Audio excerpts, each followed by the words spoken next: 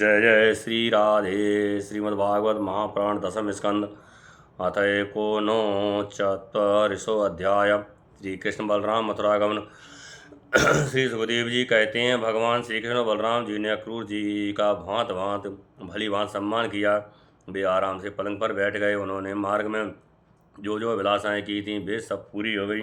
परीक्षित, लक्ष्मी जी के आश्रय स्थान भगवान श्री कृष्ण के प्रसन्न होने पर ऐसी कौन सी वस्तु है जो प्राप्त नहीं हो सकती। फिर भी भगवान के परम प्रेमी भक्तजन किसी वस्तु की कामना नहीं करते। देवकी नंदन भगवान श्री कृष्ण ने सायंकाल का भोजन करने के बाद अक्रूर जी के पास जाकर अपने स्वजन संबंधियों के साथ कंस के व्यवहार और उसके अगले कार्यक्रम के संबंध में पूछा। भगवान श्री कृष्ण ने कहा, चाचा जी, आपका हृदय बड़ा शुद्ध है। आपको यात्रा में कोई कष्ट तो नहीं हुआ? स्वागत है। मैं आपकी मंगल कामना करता हूँ। मथुरा के हमारे आत्मीय सुहृदय कुटुंबी तथा अन्य संबंधी सब कुशल और स्वस्थ हैं, है ना? हमारा नाम मात्र का मामा कंस तो हमारे कुल के लिए एक भयंकर व्याधि है। जब तक उसकी बढ़ती हो रही है तब तक हम अपने वंश वालों और उनके बाल बच्चों का कुशल मंगल क्या पूछें। चाचा जी, हमारे लिए यह बड़े खेद की बात है कि मेरे ही कारण मेरे निरपराध सदा और सदाचारी माता पिता को अनेकों प्रकार की यातनाएं झेलनी पड़ी, तरह तरह के कष्ट उठाने पड़े। और तो क्या कहूँ, मेरे ही कारण उन्हें हथकड़ी बेड़ी से जकड़कर जेल में डाल दिया गया और मेरे ही कारण उनके बच्चे भी मार डाले गए। मैं बहुत दिनों से चाहता था कि आप लोगों में से किसी न किसी का दर्शन हो। ये बड़े सौभाग्य की बात है कि आज मेरी वही अभिलाषा पूरी हो गई। सौम्य स्वभाव चाचा जी, अब आप कृपा करके ये बतलाइए कि आपका शुभ आगमन किस निमित्त से हुआ है। श्री सुखदेव जी कहते हैं, परीक्षित, जब भगवान श्री कृष्ण ने अक्रूर जी से इस प्रकार प्रश्न किया तब उन्होंने बताया कि कंस ने तो सभी यदुवंशियों से घोर बैर ठान रखा है। वह वासुदेव जी को मार डालने का भी उद्यम कर चुका है। अक्रूर जी ने कंस का संदेश और जिस उद्देश्य से उसने स्वयं अक्रूर जी को दूत बनाकर भेजा था और नंद जी ने जिस प्रकार वासुदेव जी के घर श्री कृष्ण के जन्म लेने का वृतांत उसको बता दिया था, सो सब कह सुनाया। अक्रूर जी की बात सुनकर अक्रूर जी को दूत बनाकर भेजा था और नारद जी ने जिस प्रकार वासुदेव जी के घर श्री कृष्ण के जन्म लेने का वृतांत उसको बता दिया था, वह सब कह सुनाया। अक्रूर जी की ये बात सुनकर विपक्षी शत्रुओं का दमन करने वाले भगवान श्री कृष्ण बलराम जी हंसने लगे और उसके बाद उन्होंने अपने पिता नंद जी की कंस की आज्ञा नंद जी को कंस की आज्ञा सुना दी। तब नंद बाबा ने सब गोपों को आज्ञा दी कि सारा गोरस एकत्रित करो, भेंट की सामग्री ले लो और छकड़े जोड़ो। कल प्रातः काल ही हम सब मथुरा की यात्रा करेंगे और वहाँ चलकर राजा कंस को गोरस देंगे। वहाँ एक बहुत बड़ा उत्सव हो रहा है। उसे देखने के लिए देश की सारी प्रजा इकट्ठी हो रही है। हम लोग भी उसे देखेंगे। नंद बाबा नंद बाबा के गोकुल वाले नंद बाबा के गांव के कोतवाल के द्वारा ये घोषणा सारे ब्रज में करवा दी। परीक्षित, जब गोपियों ने सुना कि हमारे मनमोहन श्याम सुंदर गौर सुंदर बलराम जी को मथुरा ले जाने के लिए अक्रूर जी ब्रज में आए हैं, तब उनके हृदय में बड़ी व्यथा हुई, अब व्याकुल हो गई। भगवान श्री कृष्ण के मथुरा जाने के बात सुनते ही बहुतों के हृदय में ऐसी जलन हुई कि गर्म सांस चलने लगी, मुख कमल कुमला गया और बहुतों की ऐसी दशा हुई, वे इस प्रकार अचेत हो गईं कि उन्हें इसकी खिसकी हुई ओढ़नी, गिरते हुए कंगन, ढीले हुए जूड़ों तक का पता न रहा। भगवान के स्वरूप का ध्यान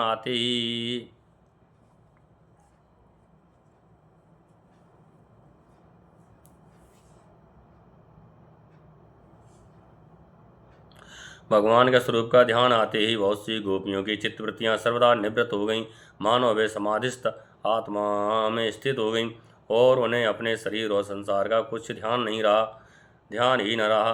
बहुत सी गोपियों के सामने भगवान श्री कृष्ण प्रेम, उनकी मंद मंद मुस्कान और हृदय को स्पर्श करने वाली विचित्र पदों से युक्त मधुर वाणी नाचने लगी। वे उसमें तल्लीन हो गईं, मोहित हो गईं। गोपियाँ मन ही मन भगवान की लटकीली चाल, भाव भंगी, ये प्रेम भरी मुस्कान, चितवन, सारे शोकों को मिटाने वाली, ठिठोलियाँ तथा उदारता भरी लीलाओं का चिंतन करने लगीं और उनके विरह भय से कातर हो गईं। उनका हृदय, उनका जीवन सब कुछ भगवान के प्रति समर्पित था। उनकी आंखों से आंसू बह रहे थे। वे झुंड की झुंड इकट्ठी होकर इस प्रकार कहने लगीं। गोपियों ने कहा, धन्य हो विधाता, तुम सब कुछ विधान तो करते हो, परंतु तुम्हारे हृदय में दया का लेस भी नहीं है। पहले तो तुम सौहार्द और प्रेम से जगत के प्राणियों को एक दूसरे के साथ जोड़ देते हो और आपस में एक कर देते हो, मिला देते हो, परंतु सभी उनकी आशा अभिलाषाएं पूरी भी नहीं हो अभी उनकी आशा अभिलाषाएं पूरी भी नहीं हो पाती, वे तृप्त भी नहीं हो पाते कि तुम उन्हें व्यर्थ ही अलग अलग कर देते हो। सच है, तुम्हारा ये खिलवाड़ बच्चों के खेल की तरह व्यर्थ ही है। ये कितने दुख की बात है विधाता, तुमने पहले हमें प्रेम का वितरण करने वाले श्याम सुंदर का मुख कमल दिखलाया। कितना सुंदर है वह, काले काले घुंघराले बाल कपोलों पर झलक रहे हैं। मरकत मर से चिकने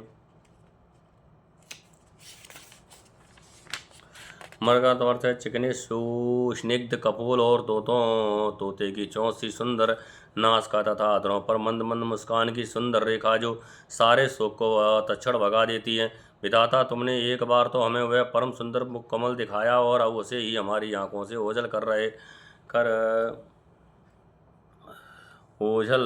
रहे हो। सचमुच तुम्हारी ये करतूत बड़ी ही अनुचित है। हम जानती हैं इसमें अक्रूर का दोष नहीं है, तो साफ तुम्हारी क्रूरता है।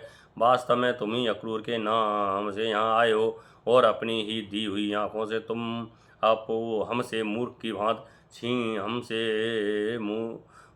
भांत छीन रहे हो। इनके द्वारा हम श्याम सुंदर के एक एक अंग में तुम्हारी सृष्टि का संपूर्ण सौंदर्य निहारती रहती थी। विधाता, तुम्हें ऐसा नहीं चाहिए। अहो नंदनंदन, श्याम सुंदर को भी नए नए लोगों से नेह लगाने की चाट पड़ गई है। देखो तो ऐसे ही इनका सौहार्द, इनका प्रेम एक तत्क्षण में ही कहाँ चला गया। हम तो अपने घर द्वार, स्वजन संबंधी, पुत्र आदि को छोड़कर इनकी दासी बनी और इन्हीं के लिए आज हमारा हृदय शोकातुर हो रहा है। परंतु ये ऐसे है कि हमारी ओर देखते तक नहीं। आज की रात का प्रातः काल मथुरा की स्त्रियों के लिए निश्चय ही बड़ा मंगलमय होगा। आज उनकी बहुत दिनों की अभिलाषाएं अवश्य ही पूरी हो जाएंगी। जब हमारे ब्रजराज श्याम सुंदर अपनी तिरछी चितवन और मंद मंद मुस्कान से युक्त मुखारविंद का मादक मधु वितरण करते हुए मधुरापुरी में प्रवेश करेंगे, तब वे उसका पान करके धन धन हो जाएंगी।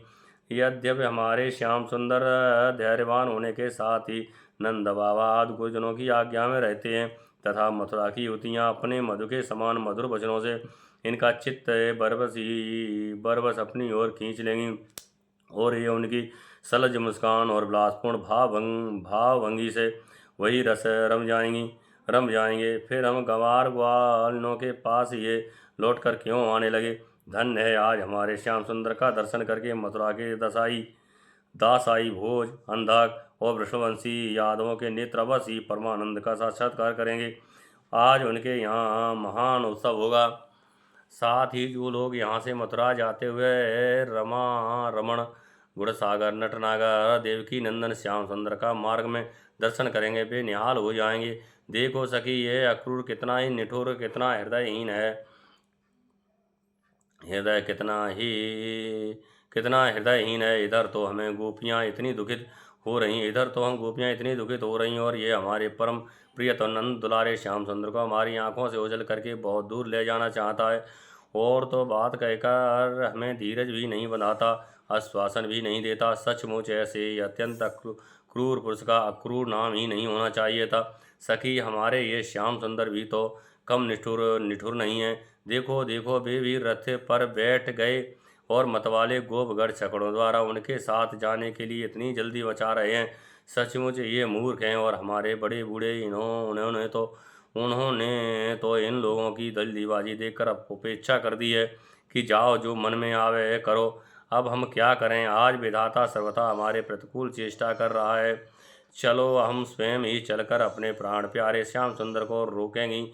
कुल के बड़े बूढ़े और बंधुजन हमारा क्या कर लेंगे। अरे सखी, हम आधे क्षण के लिए भी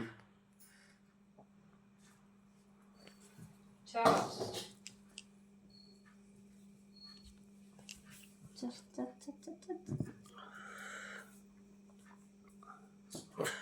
चलो, हम स्वयं ही चलकर अपने प्राण प्यारे श्यामचंद्र को रोकेंगे। कुल के बड़े बूढ़े और नंद बंधुजन हमारा क्या कर लेंगे। हरी सखी हम आधे क्षण के लिए भी प्राण वल्लभ नंद नंदन का संग छोड़ने में असमर्थ थीं। आज हमारे दुर्भाग्य ने हमारे सामने उनका वियोग उपस्थित करके हमारे चित्त को विनष्ट एवं व्याकुल कर दिया है।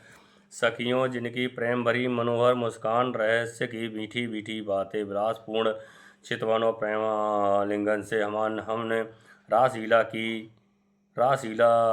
की वे रात्रियाँ जो बहुत विशाल थीं, एक क्षण के समान बिता दी थीं। अब भला उनके बिना हम उन्हीं की दी हुई अपार विरह व्यथा का पार कैसे पावेंगी। एक दिन की नहीं, प्रतिदिन की बात है। सायंकाल में प्रतिदिन वे ग्वाल बालों से घिरे हुए बलराम जी के साथ वन से गौएं चरा कर लौटते हैं।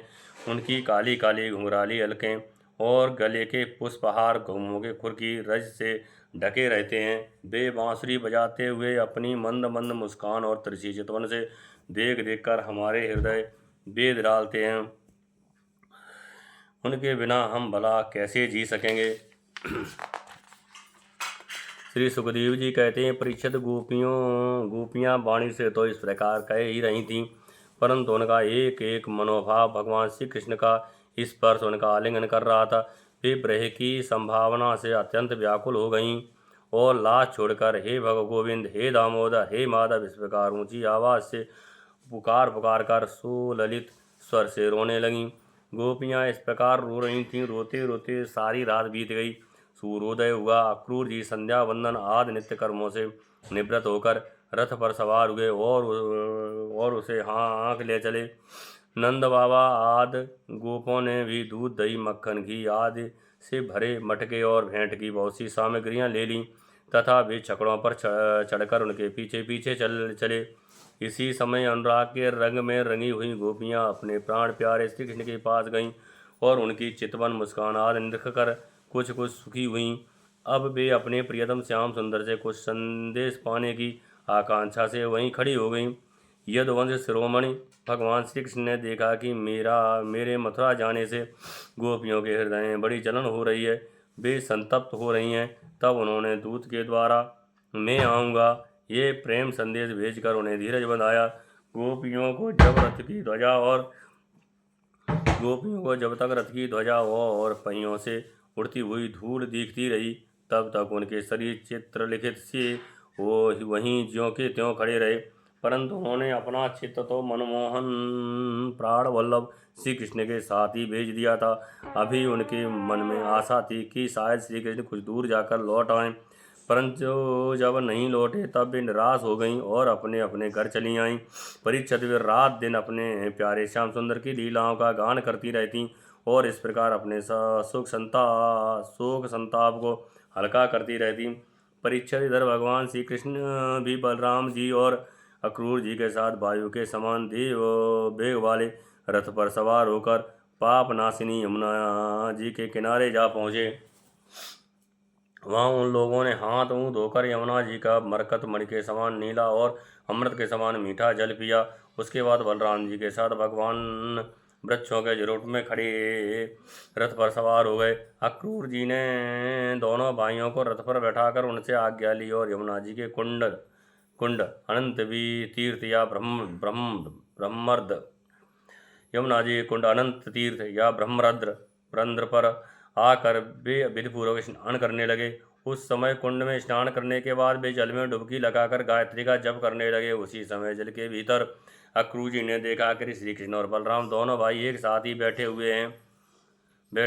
अब उनके मन में ये शंका हुई, वासुदेव जी के पुत्रों को तो मैं रथ में बैठा कर आया हूँ, अब वे यहाँ जल में कैसे आ गए।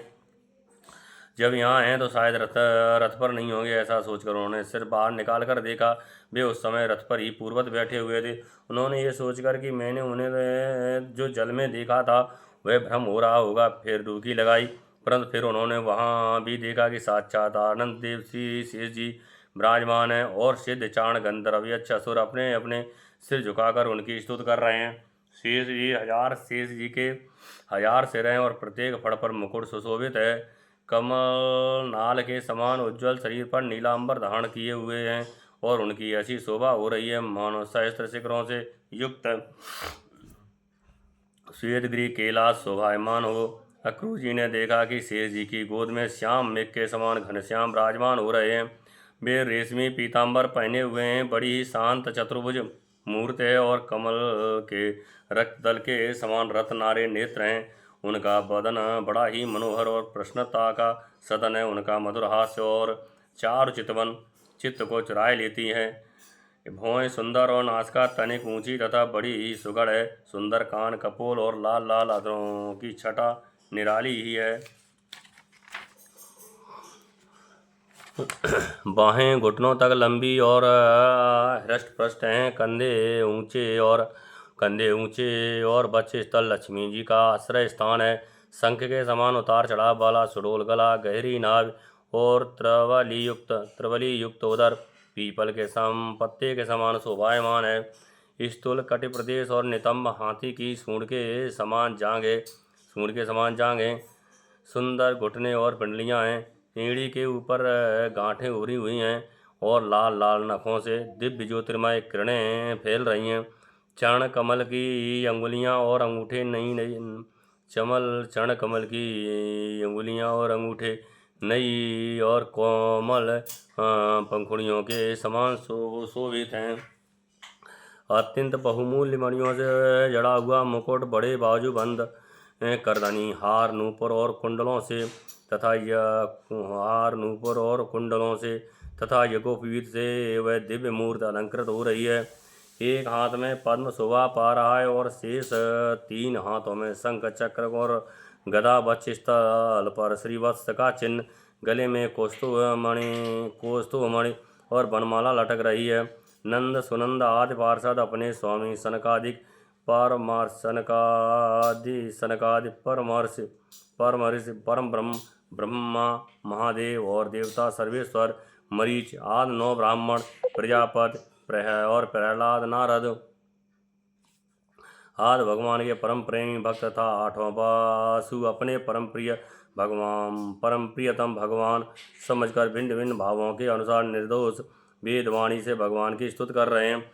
साथ ही लक्ष्मी, पुष्टि, सरस्वती, कांति, कीर्ति और तुष्टि अर्थात ऐश्वर्य, बल, ज्ञान, श्री, यश और वैराग्य, ये षडेश्वर रूप शक्तियाँ, इदला संधिनी रूप पृथ्वी शक्ति, ऊर्जा लीला शक्ति, विद्या अविद्या जीवों के मोक्ष और बंधन में करुणा रूप बहिरंग शक्ति, हृदयिनी संबित अंतरंगा शक्ति और माया आदि शक्तियाँ मूर्तमान होकर उनकी सेवा कर रही हैं।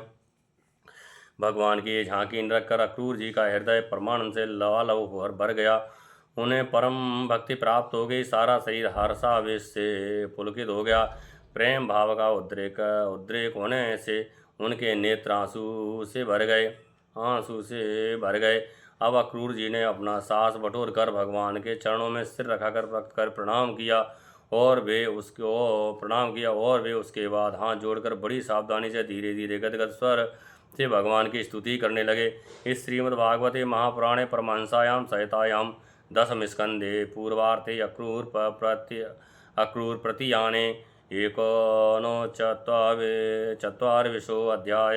जय जय श्री राधे।